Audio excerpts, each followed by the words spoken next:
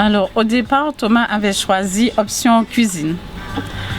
Il a fait 2 ans au lycée polyvalent de Bellefontaine et il voulait continuer en bac pro.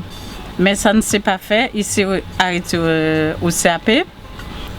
En interrogeant le lycée d'excellence à Gosier, ils nous ont dit d'envoyer les notes du jeune qui étaient excellentes.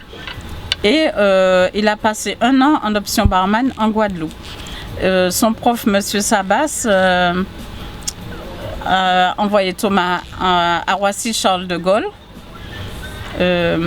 chez Marriott, faire un stage. Et Thomas s'est rendu compte que son anglais n'était pas suffisant pour aller travailler. En allant voir Madame Chevalier à Pôle emploi international, elle a demandé à Thomas s'il voulait travailler.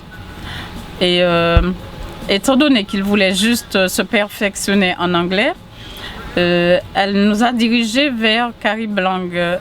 Monsieur Brival a proposé le programme pour arriver pour Londres à Thomas. Et c'était une bonne chose, donc il était très content parce qu'il était dans une famille d'accueil. Pour moi, c'était loin.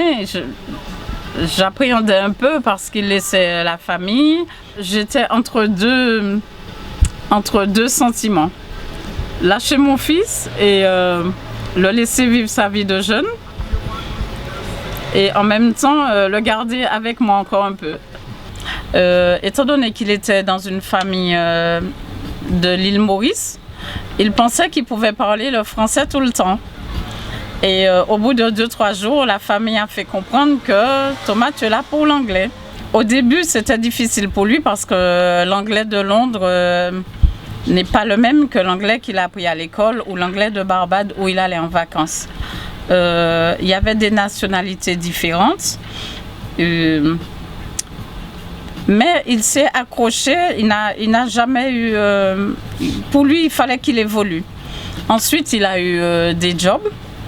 Il a préféré aller dans un restaurant français, croyant que c'était la bonne solution, mais tout compte fait, il s'est rendu compte lui-même qu'il n'allait pas progresser.